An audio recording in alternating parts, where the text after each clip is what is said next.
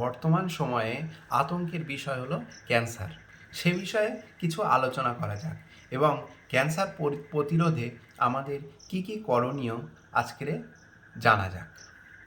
5টা কারণ আমি বলবো, সাধারণ মানুষের কাছে অনুরোধ রাখবো এই 5টা কারণ ক্যান্সার প্রতিরোধে মেনে চলতে।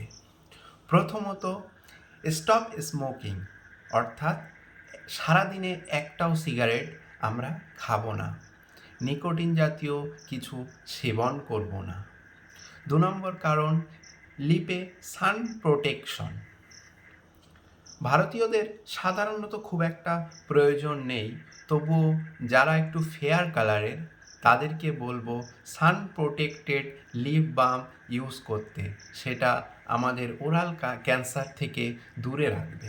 3 নম্বর কারণ হলো সোবার লাইফস্টাইল, অর্থাৎ এক্সেসিভ অ্যালকোহল সেবন করব না, অ্যালকোহল থেকে দূরে থাকব ওরাল ক্যান্সার থেকে বাঁচতে। 4 নম্বর কারণ ডেন্টাল স্ক্রিনিং, অর্থাৎ বছরে একবার হলেও ডেন্টাল স্ক্রিনিং করব।